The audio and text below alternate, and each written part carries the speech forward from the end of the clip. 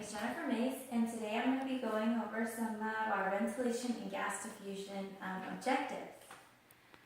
So, here's a list of the objectives. They are on the PowerPoint, so you can take a look at those. And and I'll be going through them as I go through my presentation. So, alright. So, first, I'm going to begin with minute ventilation. So minute ventilation is just basically the amount of air you breathe in and out within a minute. And you want them to be equal. As much as you breathe out, you want to take it in. So the important thing to know about everything I'm going to show you today is that breathing controls CO2. So minute ventilation is calculated by your tidal volume times your respiratory rate. The normal rate is 5 to 10 liters per minute. And it increases with exercise and tidal volumes and breathing rate increases. So if the tidal volume and the respiratory rate increases, your minute ventilation will increase as well. So minute ventilation is not the ideal way to measure actually how much ventilation is happening in the alveoli, because as you can see, it's calculated with the tidal volume. So your tidal volume on this lovely picture right here. So your tidal volume, when you're breathing it in and out, it only takes into account what's coming in through your upper airways down to here. It does not take into consideration the dead space. So basically, and minute ventilation is also sort of deceiving. So you could take deep breaths for 15 respirations and still be within that 5 to 10 liter normal rate. But then you can also be taking shallow breaths, but you're breathing at a faster rate, so then you're still within your normal range, but you're not getting proper ventilation. So that's why minute ventilation is a little deceiving, but it's just good to know that that's basically what you're breathing in and out in a minute. So now we're going to go on to what's really important, and this is alveolar ventilation, because that's where gas exchange occurs. So we have our sorry about that. Okay.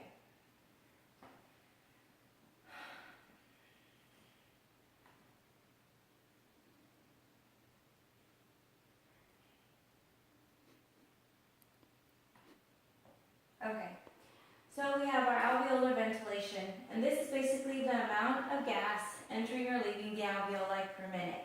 So this is the effective part of the minute ventilation, in the sense that only alveolar ventilation takes part in respiration.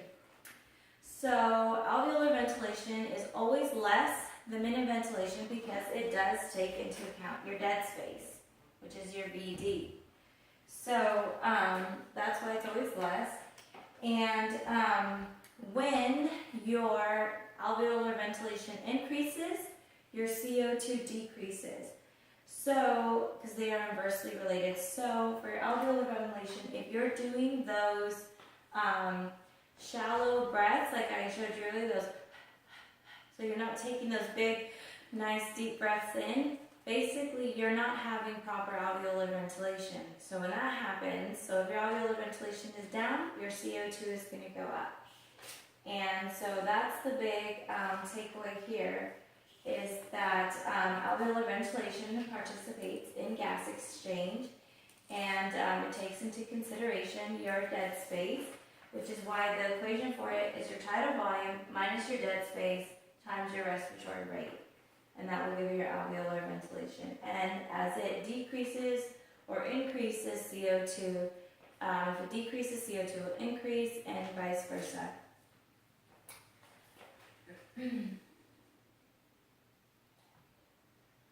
So I like this slide right here because it kind of goes into the minute ventilation. So here it kind of shows you too what's happening. So B right here is a normal respiration. So as you can see, you're breathing in and out normally. And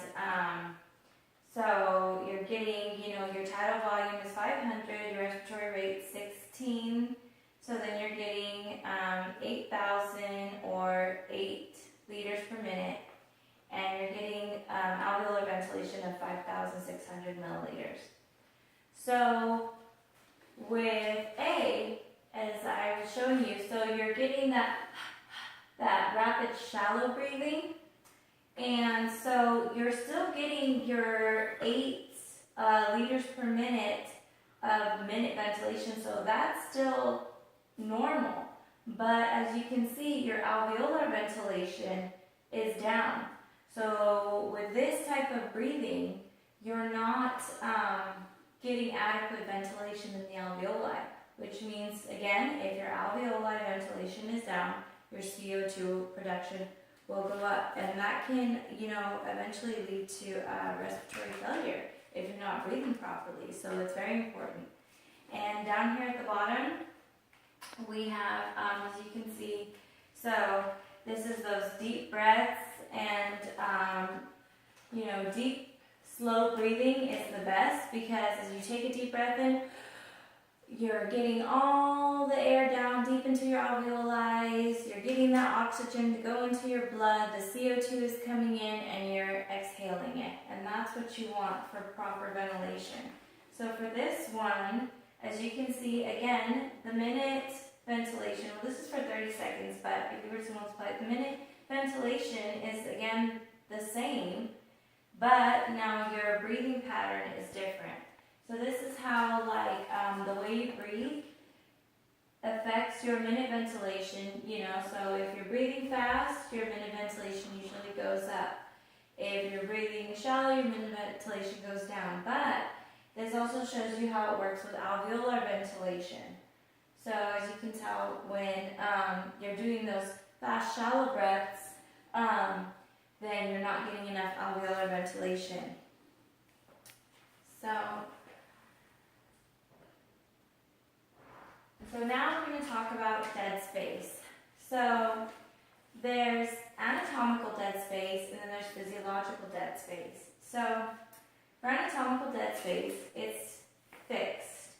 So this part to this part right here, unless you're on mechanical ventilation, it doesn't get any bigger or smaller. This is just what it is.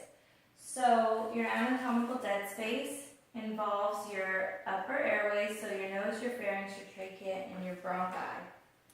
So this is what affects your alveolar ventilation, so based on your tidal volume. So, oops, let me go back to that one.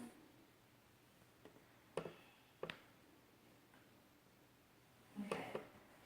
So what happens is, so it can be calculated as 1 milliliter per pound of ideal body weight, or 150 milliliters. So that's fixed. So how this affects your alveolar ventilation is when you're doing, again, those fast, shallow breaths, all you're basically breathing in is whatever you're breathing in from your atmosphere is what you're breathing back out. So when you're breathing, what's happening is that breath that you're breathing in is only going to about here, and then you're breathing it right back out. So you're not having proper ventilation right here. So, nothing's happened. There's barely any perfusion. So that kind of breathing is why it's almost like wasted gas, because you're just breathing it in and then you're breathing it out, and it's not able to get down deep into the alveoli to participate in gas exchange. So when you're breathing in those deep breaths, what's happening is you have your dead space, and yeah, that's there, but with those deep breaths, you get it into your alveoli, deep into your alveoli, and what that does is it helps participate in gas exchange. And so I'm gonna draw a picture about that, just so you can kind of see how that affects it. So we're going to go more into this in some of the other slides, but basically, here we go. We have our lovely alveoli right here. Okay, so what happens with your anatomical dead space and how it affects your alveolar ventilation based on your tidal volume. So your usual tidal volume, so your big V, little t, is equal to 500, okay? Okay, so that's breathing in. Your dead space, as we said, it's fixed. So that's 150. So when you subtract these two, you get 350. So 350 is making it into the alveoli, and that's what's causing ventilation. And so the percentage of this is about 30%, which is good. That's what you want. So when your tidal volume goes down to like 300, then you have only, so you have your 300, you subtract that from your 150, so now only 150 is going into your alveoli, so you're not getting a lot of ventilation there, so you're not having a lot of gas exchange happen, which is not a good thing. So that's how your tidal volume and your dead space affect your alveolar ventilation as well. And dead space is more of a problem with hypoventilation, so like I said, the shallow breaths, because it just gets stuck right here in the conducting airways and it's not reaching the alveoli. So those shallow breaths just stay here, they're not going down. So my next slide. So this is kind of showing that as well.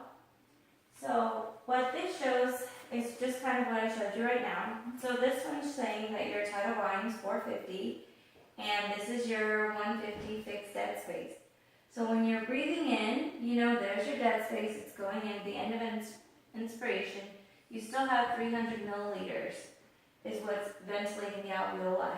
So in this one, in your reduced tidal volume, here we are again, it's going down, and then what happens is it ends up right here on the end of inspiration. So for this one, you're actually having no ventilation. So you don't want that when you're, when you're breathing.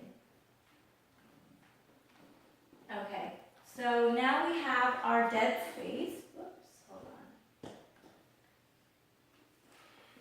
on. Okay, so now we have our dead space, which is our alveolar dead space. So it's our physiological dead space, okay? So this is the volume contained in non-perfused alveoli. So alveoli with ventilation but no perfusion. So disorders that lead to this are pulmonary embolism, partial obstruction of the pulmonary vasculature, destroyed pulmonary vasculature, which can occur in COPD, or reduced cardiac output. So how you get physiological dead space is, again, we're going to go to this. So now, we're going to say our tidal volume, again, is 500, okay? So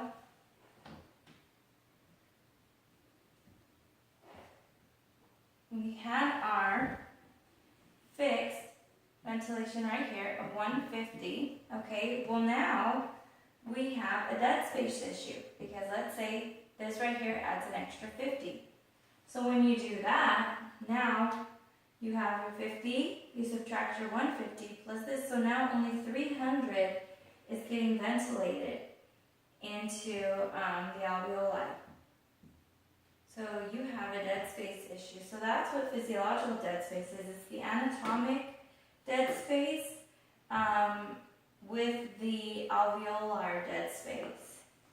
So when you have that, that's how you know that there's something wrong. And usually this occurs if you have like a blockage, like a pulmonary embolism. So that's how you would find that out, because nothing is getting to this alveoli, so nothing's perfusing it. So our next slide shows that. And so what this shows is right here you have your anatomic and your alveolar and then your physiologic. So here we have as you can see, these are blocked off right here. So we're just going to look at the little cursor. So we have our anatomic, and then it's showing the blockage. So this alveolar right here is not having any perfusion. It's dead space. Physiological dead space is ventilation with no perfusion. So that's what's happening here. So shortly it's going to start writing numbers and then we're going to calculate it. Just like I showed you here, it does the same thing here. So it goes off your basic tidal volume being 500, and when it's blocked off, then it lowers your alveolar ventilation. So that's basically what it's saying here, what I showed you in this picture right here. So on this next slide, we have our Bohr equation. So, okay. So, hold on, let me go back. Alright. So, our Bohr equation is our VD to VT ratio. So that's our dead space tidal volume ratio. And it kind of covers some of the similar things that I talked about. So how you calculate it is you have your PACO, your PECO, and your PACO. So it's the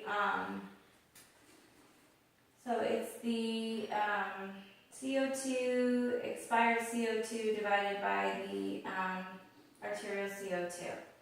So your normal range is a ratio of 30%. And it's based on the premise that all CO2 in mixed expired gas originates from the alveoli and not the dead space. So again, this depends on your tidal volume, will affect your alveolar ventilation. And again, with the breathing, shallow breaths affect the alveolar ventilation and then affect the arterial CO2. And remember, again, when you have low alveolar ventilation, you have high CO2.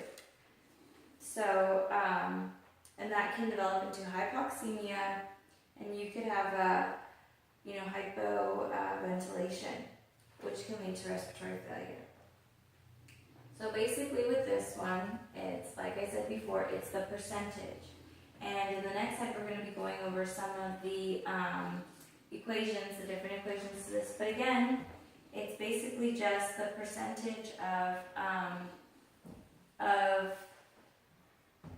let's see, we'll keep the 50 right there. So it's basically the percentage that's getting perfused. So when you are doing your shallow breathing, your VD to VT ratio will actually increase, and you don't want that, because if your VD to VT ratio, let's say it drops to, or increases to 50%, well then that means only 40 to 50% of your alveoli is getting ventilation. So when it's low, when it drops, that's what you want. So you don't want, because when it's at 30%, that means that 60 to 70% of your alveoli is getting ventilated. So you don't want to see an increase in this. So, so right here it says your shallow tidal volumes increase, your VD to VT ratio, and deep breaths decrease it, and that's what you want. So on the next slide, we're going to be going over some of the equations, and you're going to see exactly what I mean by the percentages. Okay, so let me move this out of the way. Okay, so for this slide, we have our VD to VT ratio. So we're going off, we're going to say this is the normal range, okay, out of your book. So you have your dead space, which is 150 because it's fixed, so it doesn't change, and your tidal volume. So your tidal volume, we'll say, is 500 because that's the normal range. So when you divide these, you get 30%. And that's good because, as I said before, that's 60 to 70% of ventilation that's happening in your alveoli. So you have this high number, it means your CO2 is down, so you don't have to worry about going into respiratory failure. This is good. So when your tidal volume is low, so again, your dead space is fixed, and then your tidal volume is 300. So now your VD to VT ratio has increased to 50%, which, as I said before, means only 40 to 50% of your alveoli are participating in gas exchange, and that's not what you want. Because as this number goes lower and lower, eventually you have no gas exchange happening. So over here we have the increased your increased tidal volume. So what that is again, you have your fixed dead space over 700. So that means 22%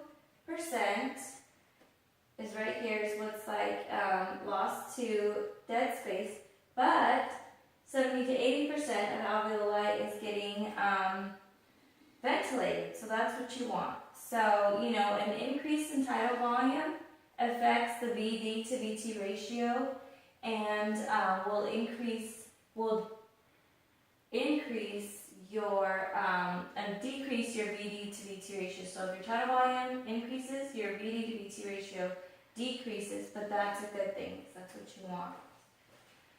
So that's the Bohr equation. So our next slide, we're going to talk about more if you have like a pulmonary embolism. Okay, so I feel that this is important. This is a capnogram. And basically, when you have a pulmonary embolism, well, what happens is, so you have a blockage. And this kind of ties in with your VD to VT ratio and everything like that because this lets them know the percent of CO2 that you're breathing out. So that's basically what this graph, what this does, is it counts your amount of CO2 at the end of expiration. And it should match your arterial blood gas. So, for example, when you have a pulmonary embolism, so as we see right here, we have our, our blood vessel, but it's blocked off. So what happens is that, you should be breathing out. Do these lovely lips like Mrs. H. So you should be breathing out, we'll just say 40. That's like the ideal. It should be, you want to calculate 35 to 45% of CO2 coming out. The ideal would be 40, so we're going to go with that. This is the ideal patient right here. So this is what you want, okay? So when you have a blockage, what happens is no CO2 is going in. So when you don't have CO2 going in, you're not having O2 coming out. So when you're breathing out, you're basically just breathing out the atmospheric air that you breathed in. So in the atmosphere out here, there's no CO2. So when you go and you do this graph on a patient, and you see that right here, like, hey, they have like 17, they're blowing out 17 CO2, and then you check their blood gas, and their blood gas is like 60, you're like, hey, what's going on here? So when you have this right here, you know something's wrong. This is not right. So when you check their blood gas and you see it's through the roof, you know then that you have a dead space issue because alveolar is not getting ventilated.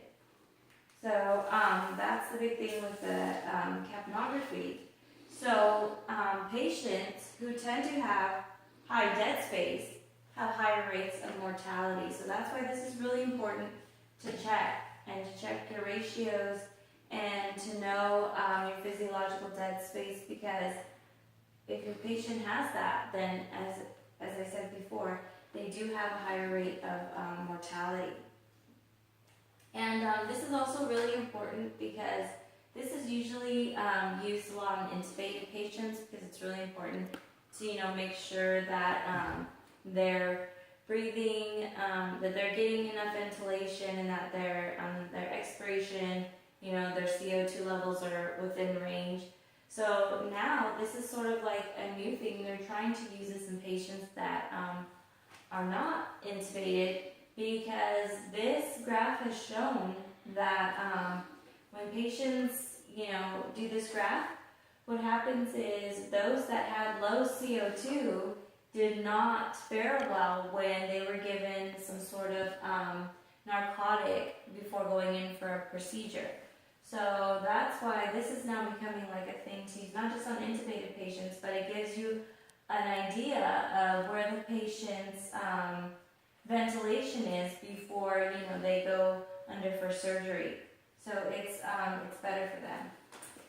So now we'll just go on to the alveolar air equation. So basically, this is your equation. So you have your PaO2, and then your FiO2, and then you multiply that by your barometric pressure, your water pressure, and then you subtract it from your arterial CO2, and then you have your respiratory exchange ratio. So what this whole thing is measuring is just basically right here, the alveolar air equation represents the partial pressure of oxygen in the alveoli. So that's basically what this is telling you right here.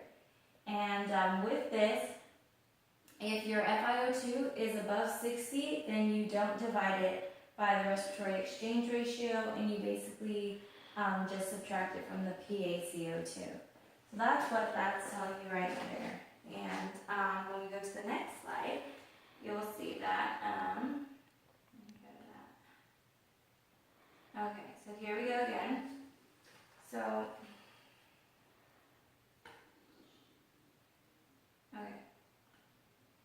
okay, so right here we have our alveolar air equation continued.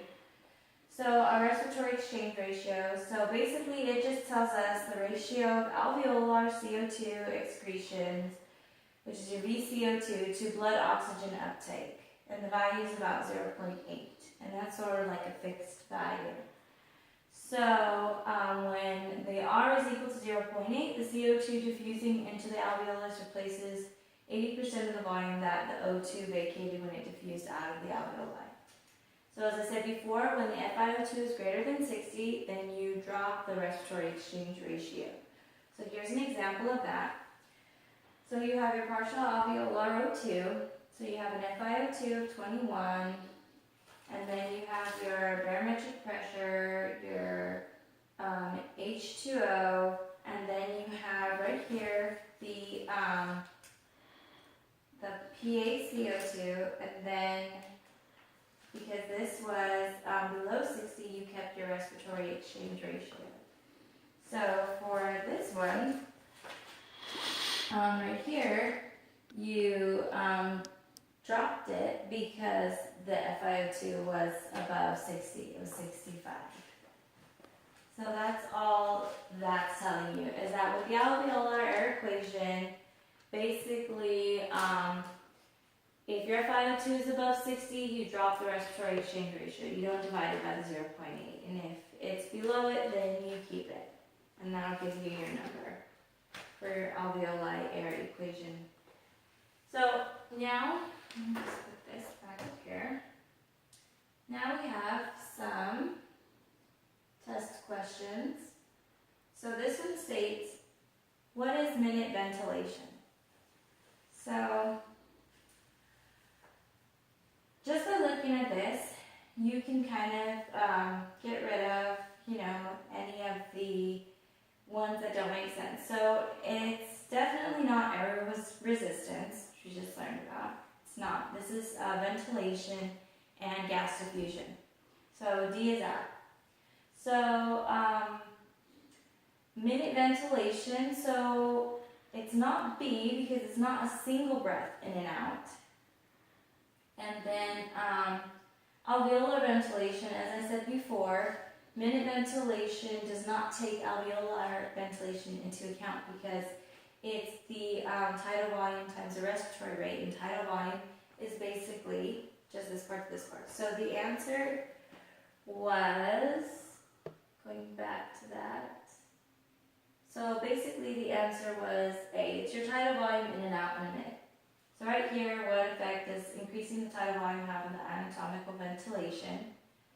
So this one, your answer is B. It would only increase your alveolar ventilation because your anatomical ventilation is constant.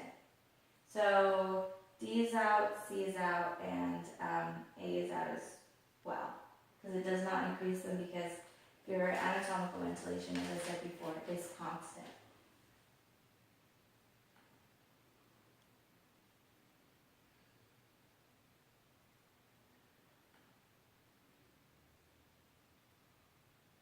Okay. So right here we have the sum of anatomical and alveolar dead space. So hypoventilation, it's not that, because that has to deal with like tidal volumes, and even though, you know, tidal volume tidal volume does not take into account anatomical, does not take into account dead space. So anatomical dead space is not the right answer, because as we said before, it's fixed. So the answer is D right here at the bottom. It's physiological dead space, because that is the sum of anatomical and alveolar dead space. And it's not alveolar ventilation, because that's not dead space. And so our next questions are here. So here we have a 250-pound man has the following ventilation measurements.